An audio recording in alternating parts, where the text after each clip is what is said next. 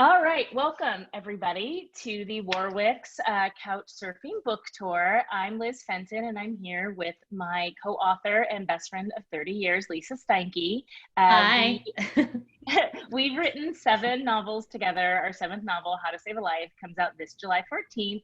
And our little plug, you can buy all of our books at Warwick's, but specifically, if you pre-order How to Save a Life, we will be personalizing all of those pre-orders, right, Julie? So I'm segueing to you.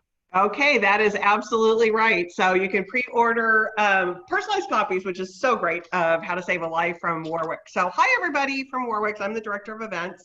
And we are so excited, Frances, to have you back at Warwick's, even if it is virtually. And Ondine, it is really nice to meet you. It's going to be a great conversation that we're going to have today. We're so excited.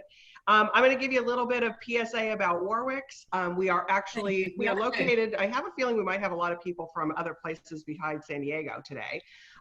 We're located in La Jolla, California. We are actually open for business for those of you that are locals. You can come into the store and you can actually browse and buy books with us.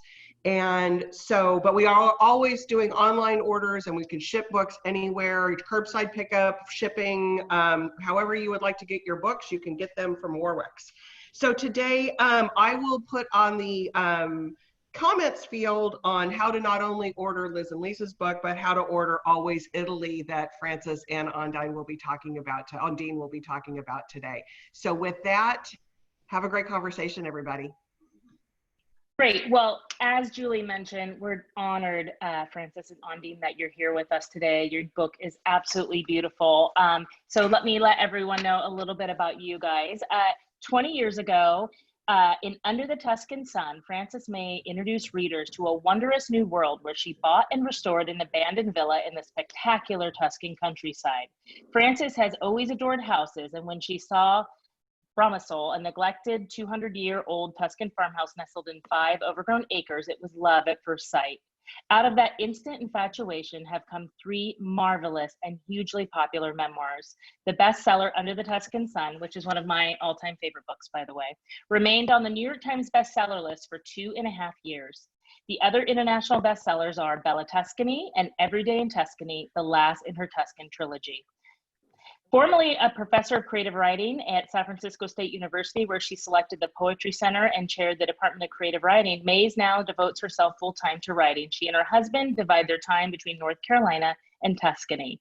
Her latest achievement, A Lush Travel Guide, Always Italy, guides readers through Italy's iconic regions and includes lavish National Geographic images, and was co-written with Ondine Cohane, who is a contributing editor at Condé Nast Travel US and UK, and also writes frequently for the New York Times travel section. All right, Lisa, hand off to you. You guys are impressive. I have to say, first of all, for everyone, this book that they have put together here is so gorgeous and amazing, and you can see how thick it is. So they have really covered the entire country for you, and it made me want to go back to Italy again. So also made me very hungry. There's a lot about where to eat in there and food, and it's awesome. For Frances, I wanted to start with you. In Always Italy, you write, to create Always Italy, my co-author Ondine and I traversed the entire country, zigzagging north to south, east to west. We're both profoundly in love with this place.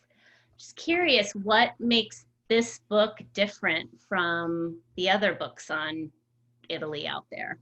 All the other books. Well, first, just let me say how wonderful it is to connect with Warwick's. It's absolutely one of the best bookstores on earth. And it's always such a pleasure to go there on my book tours. We've had such good times together. So great to be here with you all. Thank you. 20 regions, yes. We went to all 20. From the top of the Dolomites down to the very bottom of Sicily. And we, as you say, in the quote, we're just both totally in love with Italy and have had long relationship with living here.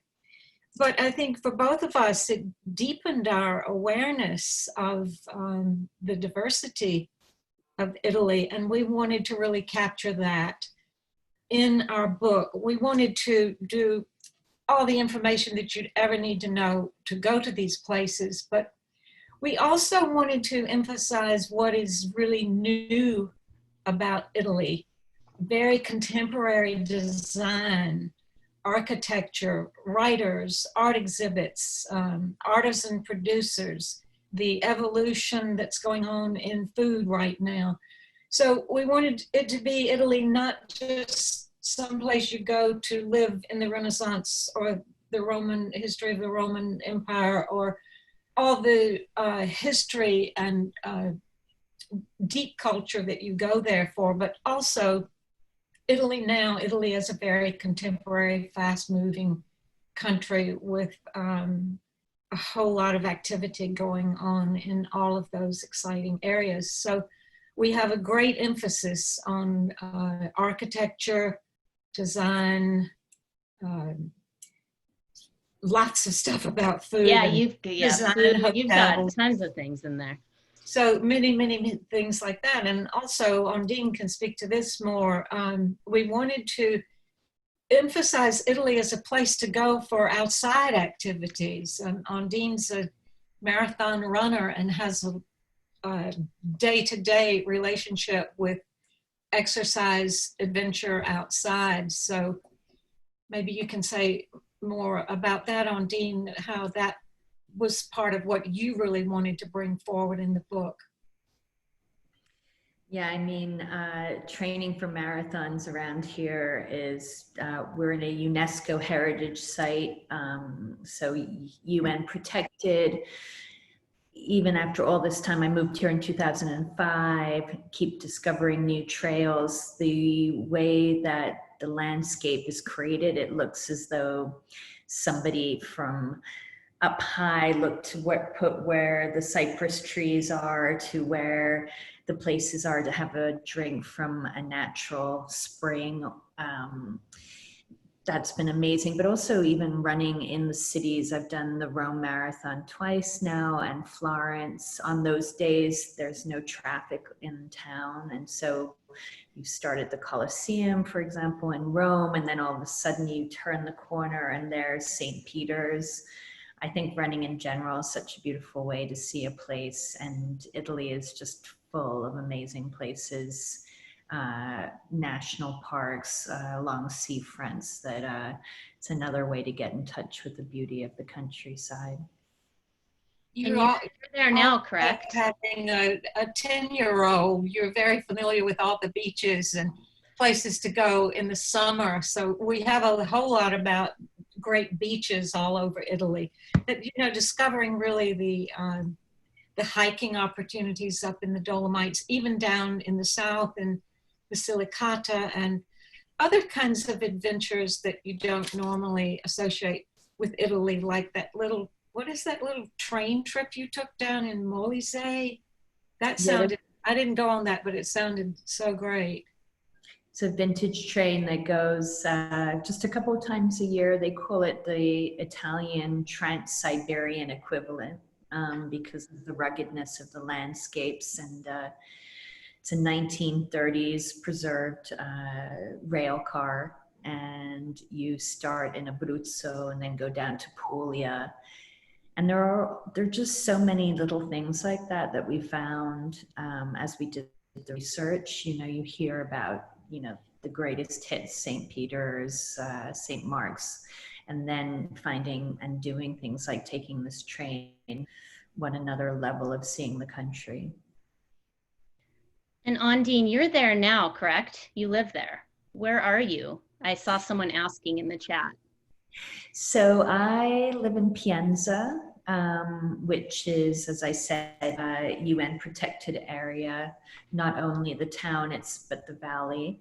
And we actually have a lot of films that were shot here. The gladiator scene where he gallops up the road with in front of him, The English Patient, Zeffirelli's Romeo and Juliet. So even if you can't get here, we have a lot of films that have been shot here. And most recently, it was Netflix or HBO, The Medicis, they shot in Pienza because it's the perfect, ideal Renaissance little town.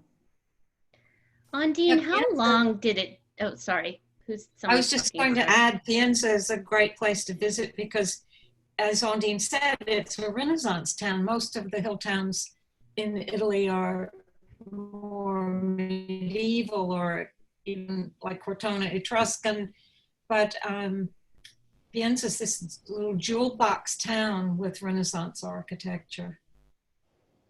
It sounds beautiful, and again, everyone, they have gorgeous pictures in this book, which we're going to get to in just a second.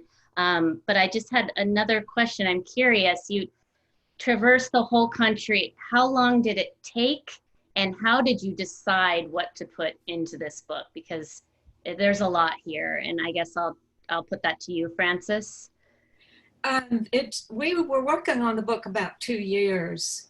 Of course, we had been to many of the places before, but there were places I'd never gotten to, like Calabria. I'd always wanted to go, but had never reached that southern region. I had never been that interested in the north, particularly the Trentino Alto Adige area, the whole area of the Dolomites.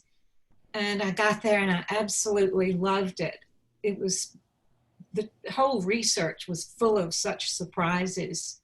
And each region seems like just a different country. It was really hard to decide what to include because it's just one book instead of 20 books.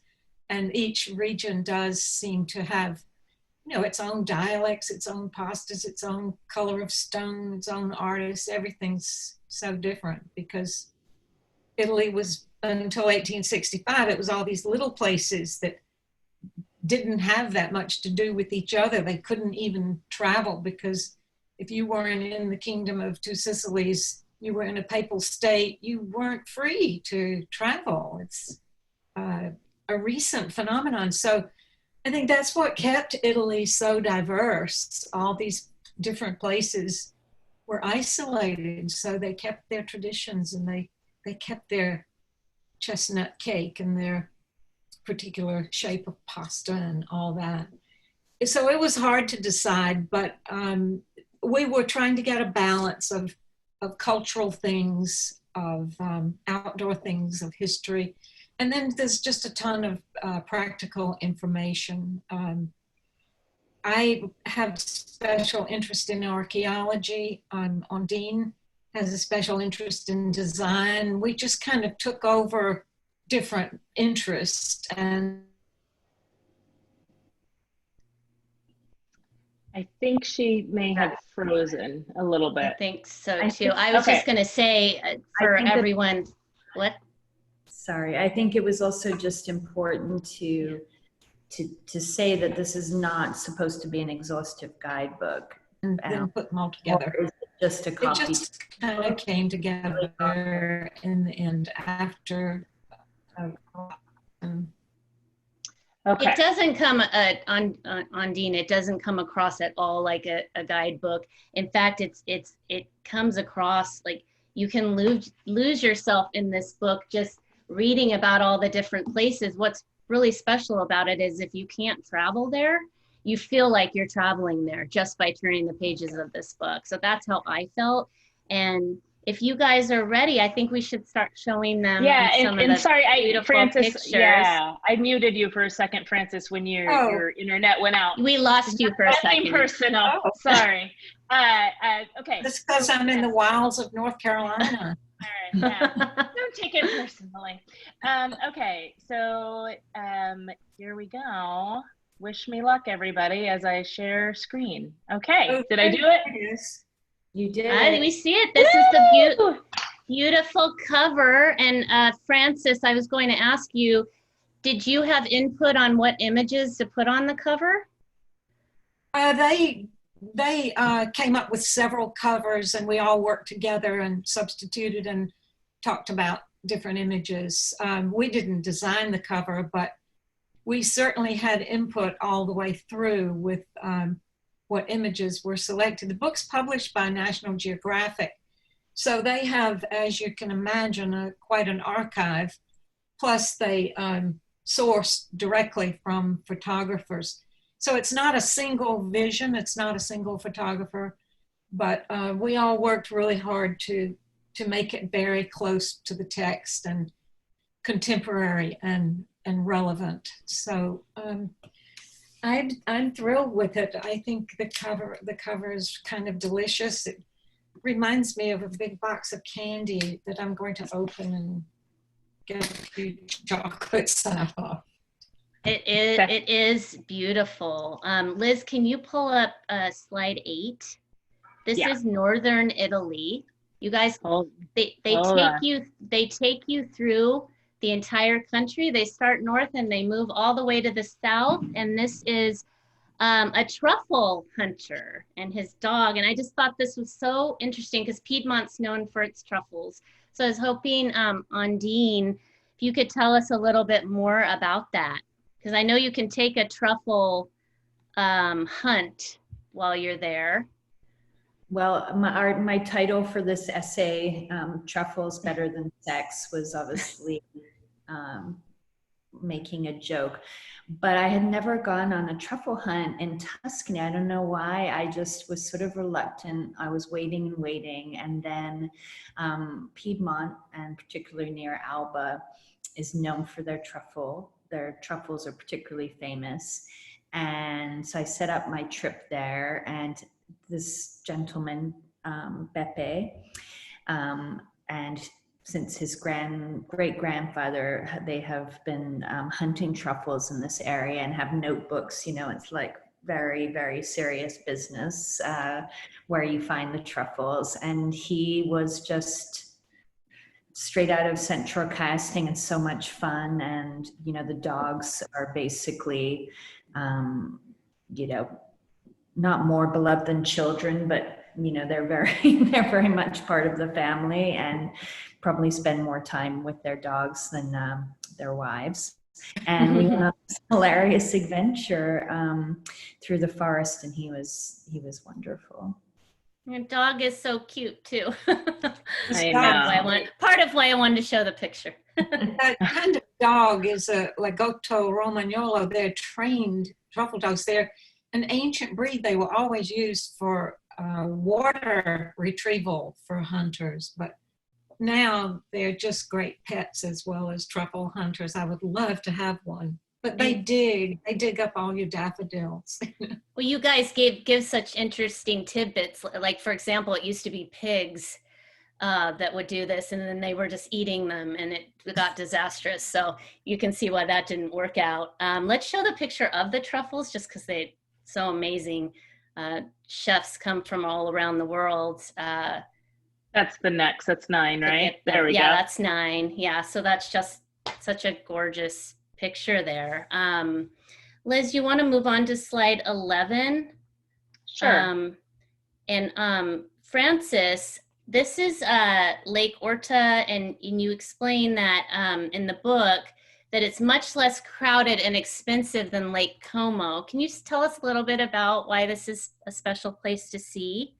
It's near Lake Maggiore. It's one of the smaller of the beautiful, all the northern Italian lakes are just so beautiful because the air turns blue at evening.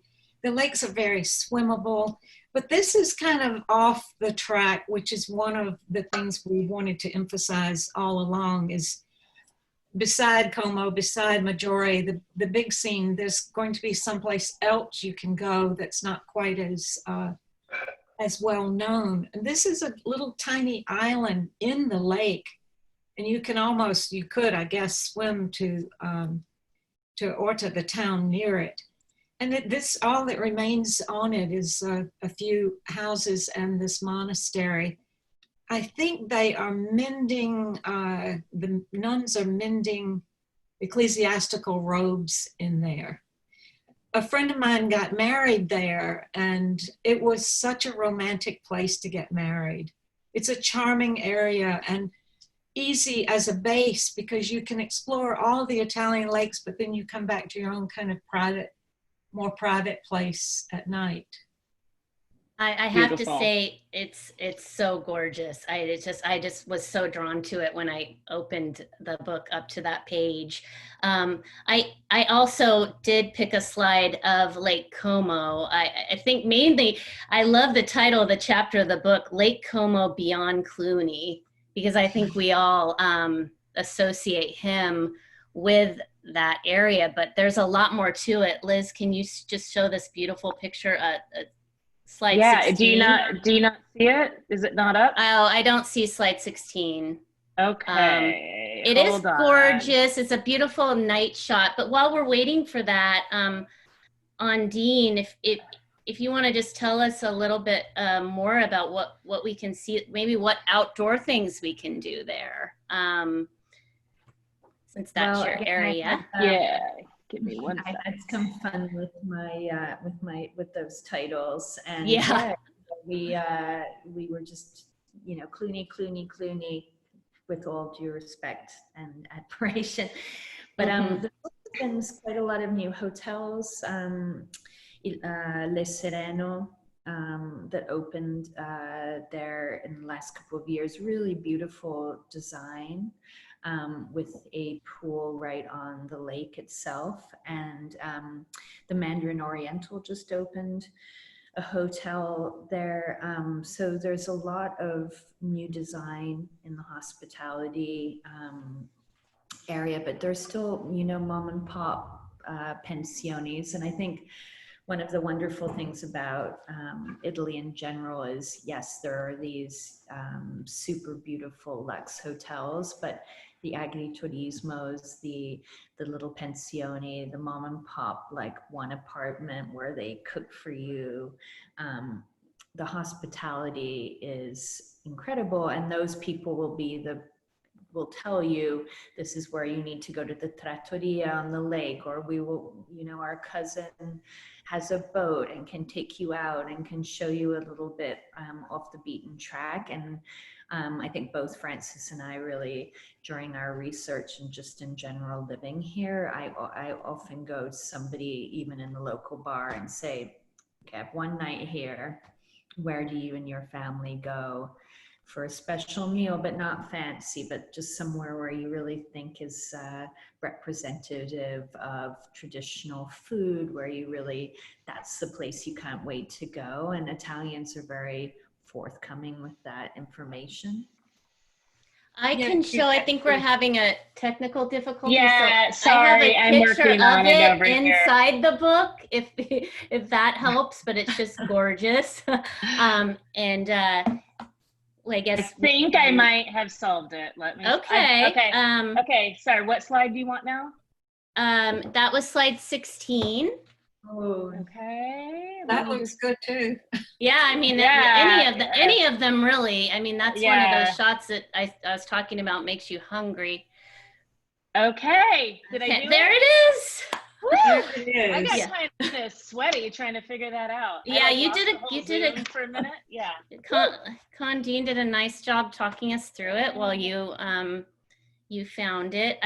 I wanted to move now to central Italy, Tuscany, and we have a beautiful picture just on slide 22 that I just makes you want to just immediately be there, and just it's just screams peaceful to me. And then we have at slide 7 just a Vespa, because it's kind of synonymous with the area. Sorry, slide 24. Oh, sorry. Sorry, I gave you the wrong slide number. And then Francis, you live there. You have a house outside of Cortona. And you say in the book that Cortona has given you 11 books. There's the Vespa. It has. Tell us about how it's so inspirational to you and how you've written all these books there. First, let me just say I love this slide because I gave my husband as a surprise a white Vespa a few years ago, and it's one of our best ways of getting around in Cortona. That's not my house, but we have an old house with a stucco facade like that, and I have a study on the 3rd floor with 2 windows on the corner of the house And sometimes a bird flies in one window and goes out the next. The reason I think I've written so many books there is that study just is such a nice solitude. It's such a perch. It feels so connected with nature. So I have this sense of being very much in the place itself. And I think that the place, the house, the place has helped me so much in connecting with that sense of place that Southern writers always talk about, in the sense that where you are is who you are, and that the place you're in begins to shape you and form you and influence you in so many ways that you don't even understand.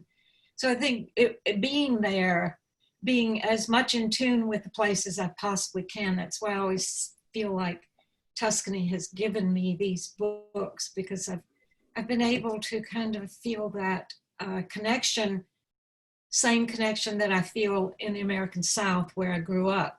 It's a connection very mysterious. If you have it with a place, you know it. It's kind of, you touch your pulse, and it's kind of a metabolic connection with place.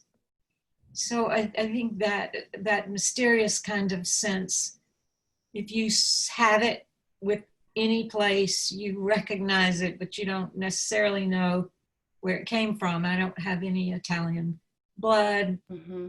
Why do I feel this? But I feel at home there. And I feel like that connection has given me the books.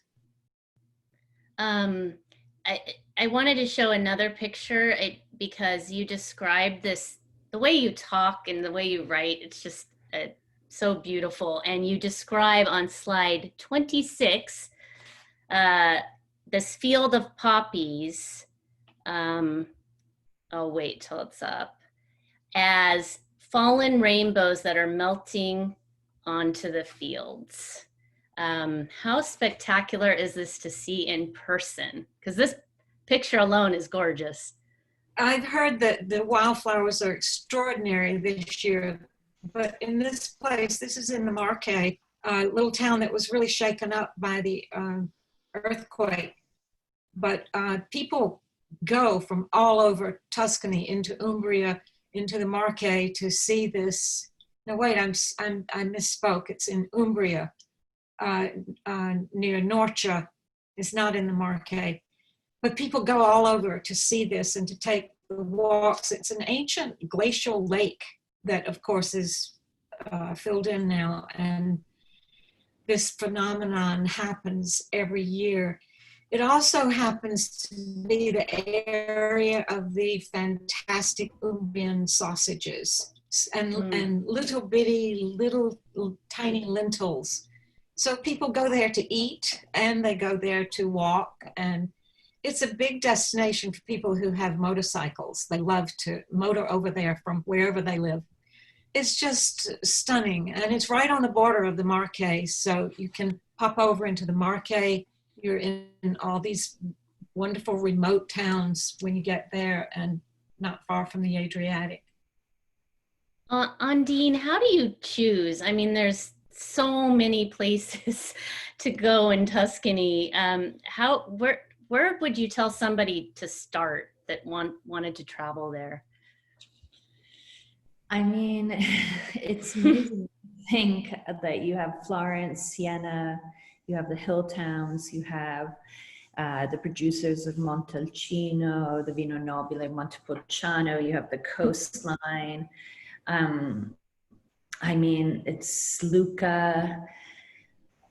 We started mostly inland in the smaller towns, places like Pienza. We ended up moving here in 2006 and wanted to live somewhere where there was still a strong sense of local community, where there would be tourism, but not too much. And so, yeah, Montalcino for the Brunello wine. And we're only an hour and a half from Florence. We're 45 minutes from Siena. But I'm a big fan of the coastline as well. Not a lot of Americans spend as much time on the coast, but we have a national park, for example, called the Maremma, the National Park of the Maremma, which was a noble's, all his lands that he gave basically over to the Italian government. They turned it into a national park, and you can bike, you'll see wild boar, you can go and sit on the beach with no one else around. So I think particularly in the 1970s, all of these interlocking national parks were so important.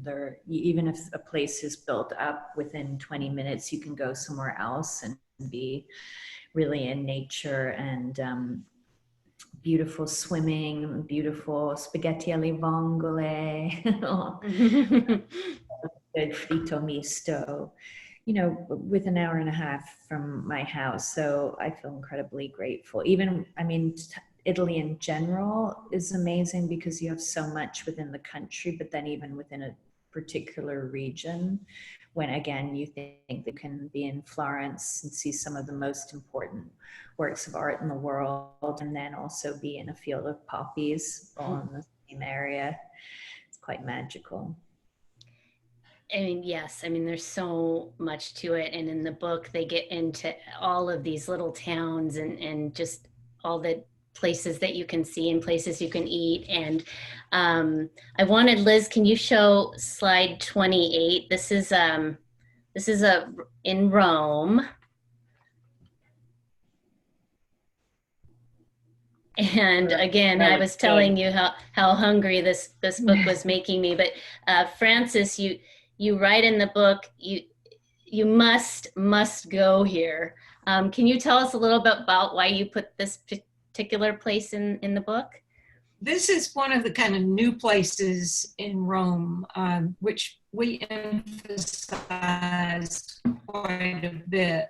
And what you're seeing mostly there is different kinds of pizza. I think that's the big grab and go, of course, fast food of Italy. But look at these. They're just extraordinary. Mm-hmm. And you can hardly choose which one you're going to have. There is just an explosion of small, much loved, much curated places to eat and drink in Rome now. Lots of new cocktail bars, places with just the most marvelous breads and focaccias, and new places for lunch where you can actually have a light lunch, not the whole thing that you used to kind of be expected to have. So this is just one of an example of many, many places that are we wanted to emphasize as part of that new aspect of traveling in Italy. I think they have listed there an arancino genovese.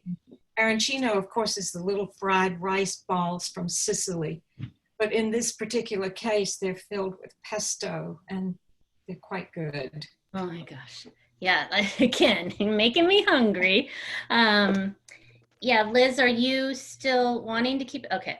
I didn't know if you were having a technical.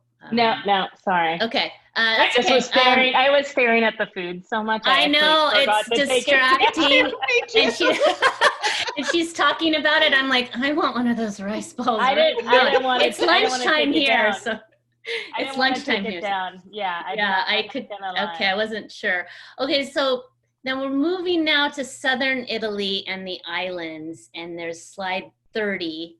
Shows you a really beautiful shot. I believe that is. Hold on, get there. It's the next one. Yeah, there we go. Southern Italy and the islands, and then if you could also show just slide 11. This is Capri. Or you mean the next slide? Yeah. Then sorry, slide 31. Sorry, 31. That's Capri. And Frances, in the book, you write that there are 2 Capris. Can you tell us a little bit more about that? Well, up top, Anna Capri is away from the fray, and you can get in once you land on the ferry.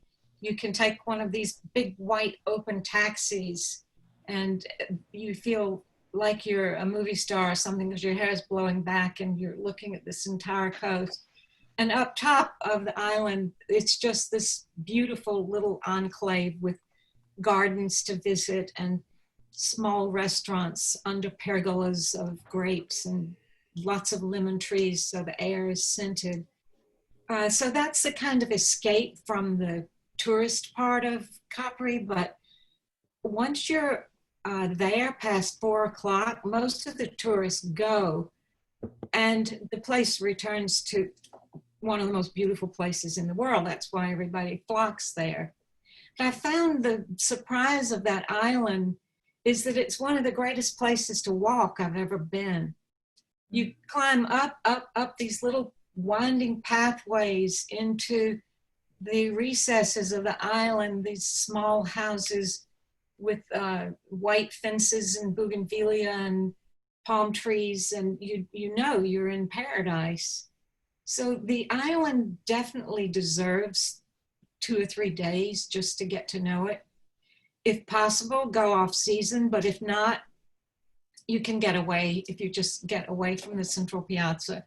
But of course, late in the afternoon when the boats have gone, everybody gathers in those piazzas for some big colorful drink, and even the Blue Grotto, you can't miss it. All tourists go, but it's such a stupendous thing to see, and you definitely feel like you just want to strip off your clothes and dive in. Of course you can't because you're with other people, but I love the island, and the very light cuisine, the fish and the really crisp white wine is kind of a paradise.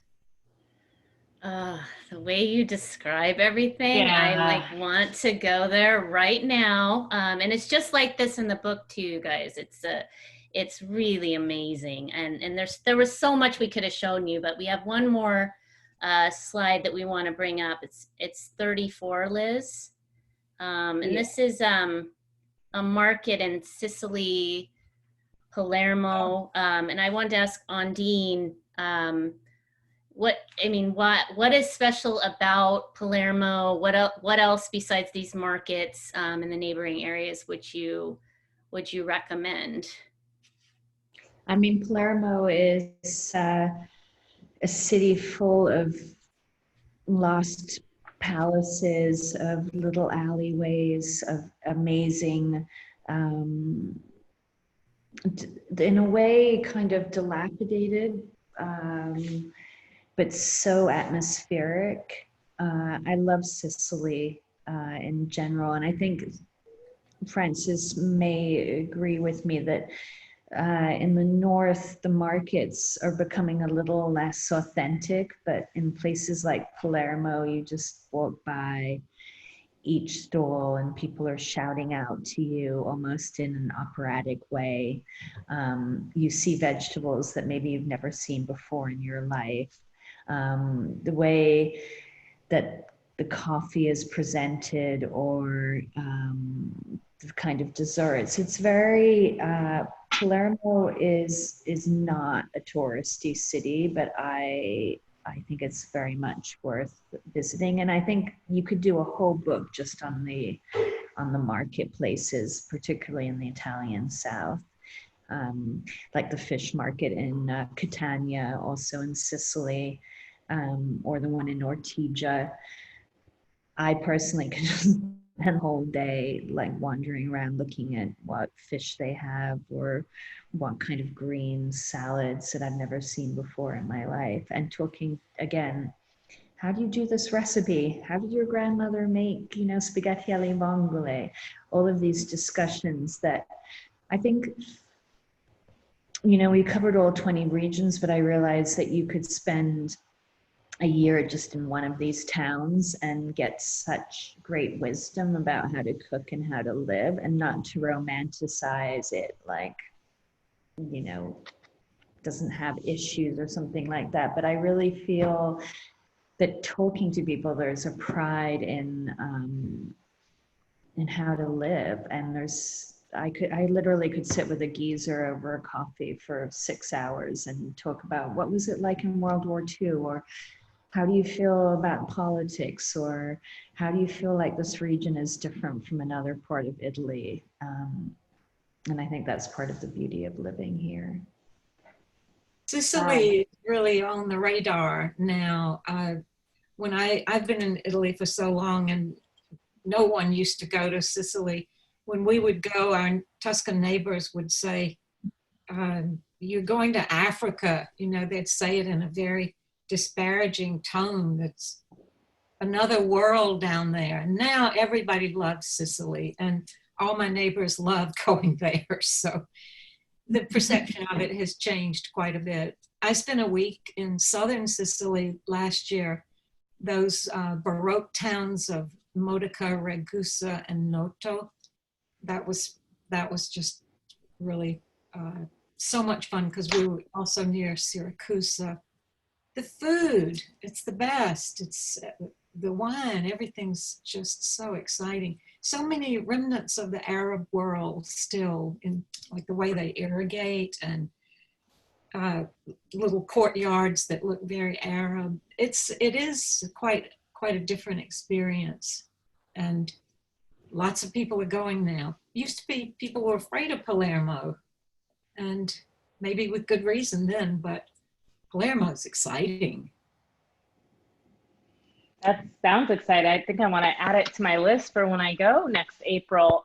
We've got several questions. That's the end of the slides. We've got several questions in the audience. So Julie, I'm going to throw it to you to get some of these questions answered for our audience. I will do that. First of all, I just want to say, Frances, one of the things that I love, and Ondine too, one of the things that I love about what you do is you highlight the not as well-known places, which helps so much those towns and those economies. And for us that are wanting to visit, those little off the beaten paths are just jewels and treasures. So I know, Frances, you've done that in, I think it was See You in the Piazza? Yes. Yeah, and this seems to be that was really the way the book started for me. I got so enchanted with traveling in places that I had never heard of or been to before that it made me want to see the rest of Italy, and that's kind of how this book started. So I don't know, when we first got it started, there were some things, and one of the first questions was, and you may have already answered this, but how did Frances and Ondine become friends? Did you guys answer that already? No, we did not. Who wants to take that? We live 45 minutes apart. She lives in Pienza, I live in Cortona. And I went to dinner in Pienza. Ondine and her former husband started and designed 2 wonderful hotels in Pienza. And we went to the restaurant at one of them. She was there. She was friends of our friends. And we just started talking. We were outside in the garden, in the nun's old garden. And we have so much in common. And so we knew each other for several years before this project started. So National Geographic asked me to write this book, and I was able to choose my co-author. So I was excited to get to ask Ondine if she would be interested, and she was, fortunately. Fantastic. Ondine, this one might be for you. This is from Barbara because it was when you were talking, but it may be for both of you too. Barbara asks, have you been to the National Park Valley of Diana? I have not. I would love to know where that is. Barbara, if you're listening still, maybe you can type in on the chat and let us know. So Bruce has a question, kind of leading back to what I talked about earlier with the going to the smaller towns and things. Has the sheer volume of tourism degraded the very things people travel there to experience? How do Italians regard this issue? That is an hour-long question, very important question. Mass tourism is upon us. There's no doubt about that. For all the years I've been in Tuscany, it's changed rapidly because first, when I was there, the Eastern Europeans were not allowed to travel. Now the Eastern Europeans are voracious travelers. We used to never get travelers from South America. Now we do, but I'd have to say the main thing would be the recent influx of Chinese travelers. Middle-class Chinese are on the move. So this is an issue. You go to a place and you don't want to be there because there are too many people there. But traveling intelligently, choosing your hotels properly, balancing your travel with the places you have to see, like Rome, Siena, Venice, that are going to probably be crowded, with the lesser known places, which I'm the big advocate for several years, because I realized this maybe 10 years ago, that mass travel is really, really an issue all over the world, not just in Italy, certainly particularly all over Europe. But there are times that you can avoid it. And I would say coming up, the next couple of years would be a great time to travel. Right. Because there won't be as many people traveling. Right, because that brought up another comment that somebody made. Susan made the comment that how has it been for you in Italy during COVID-19? But I'm not sure that you've actually been in Italy during this. Ondine, you were there, Ondine, correct? yes, I have not. Yeah. Yeah, so speaking to this subject about the volume of tourism, one of my son's favorite places in the Cinque Terre is Vernazza, and we've rented a place, hoping that there's no uptick or that things go ahead, but we're going to go in the next couple weeks, and I think we'll see the Cinque Terre in a way that people haven't seen in a long time. And it's a balance, right? Because there are so many people that I know from the book and just in my life who rely on tourism, and everyone is quite anxious, obviously, about occupancy and how it's all going to work. But I also think, my gosh, this is going to be the first time that we've gone to Cinque Terre where there won't be day trippers from cruise ships. There won't be such an emphasis on getting people in and out. Like, I think we'll really get to experience the town as it used to be. And it's complicated. I'm really excited. I'm very, very excited to go. Right, but there's probably all, the balance, because of the economy so heavily relying on tourism, but having being able to see the bottom of the canals in Venice, because there's, Absolutely. Yeah. Absolutely. That's absolutely right. And even in Pienza, I mean, and these are, minor issues relative, but, for example, finding parking in Pienza in August, everyone's like, oh my God, and the tour buses and that, and now everyone's like, oh my gosh, who's going to come this summer, and this is, we're all just crossing our fingers because it's such a beautiful place, and hopefully we'll all have a good think about how to do things in a sustainable, responsible way. But right, moving forward, and leading to that, because you two both have obviously bought, Ondine, you live there, and Frances, you have homes in there. Denise would like to know, would you recommend getting Italian citizenship if I decided to go live there? It's not that easy. If you have Italian grandparents and you can produce their birth certificates, I mean, you do go through a process, but you can become citizens or parents. But for someone like me, it's not that easy. I could apply by now because I've had a permesso di soggiorno for a long, long time. But I think you have to be able to recite the Italian Constitution or something like that. I don't know. It is a process. It's like any other country. You have to go through lots of hoops. But people do it. People who've had relatives who have left their papers in good order. It can be done.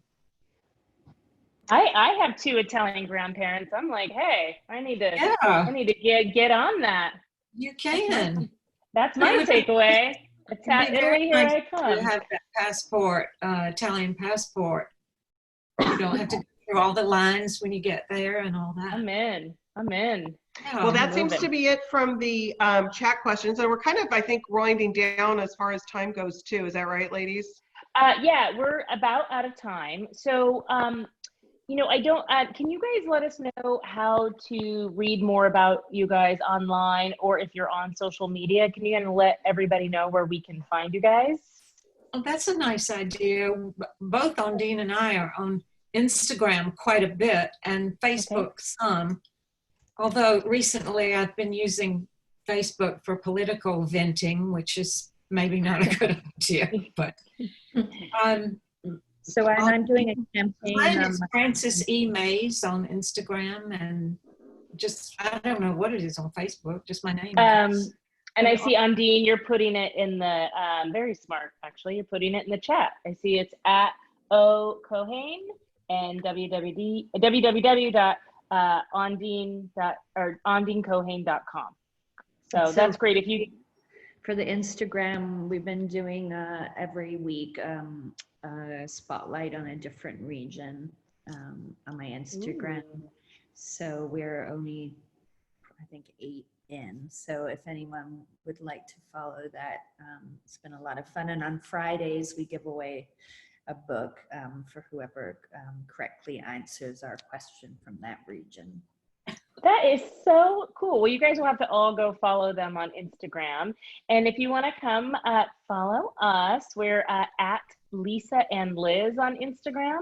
And we do lots of giveaways there too. We also post the schedule for this couch surfing book tour. And you can find us at Facebook on Liz Fenton and Lisa Steinke. And also everything's at our website, including all these events and the Zoom links at lizandlisa.com.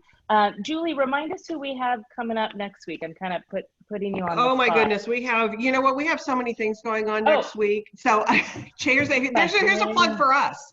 Go to Warwick's website. Yeah. Well, next week is unique because we have a 4 and a 5 o'clock on Tuesday and Thursday. So I know we have Catherine McKenzie. I'm pulling it up right now because I want to tell you guys. Anna McKinnon. Yeah, that's on Tuesday. So we have one at 4 and one on 5, and it's the same Zoom link. So you can come on at 5 or you can come on at 4 and watch both. And then on Thursday, we have Margot DeRoe. I might be totally butchering her name, at 4 o'clock. And then Carrie Clutter at 5. So we've got 4 sessions next week, and they're on Tuesday and Thursday, and they're back to back. So we hope you join us next week back at our usual time, which is 4 p.m. Pacific time, 7 p.m. Eastern. And I want to thank, Ondine and Frances for joining us. This was really enjoyable. And I think I'd mentioned earlier, I didn't get to go on my Italy trip in April. I was going to the Amalfi Coast, but this was almost as good. I'm going to have to go have the Aperol Spritz after this, but I will say it as close as it's going to get for COVID, right, Lisa?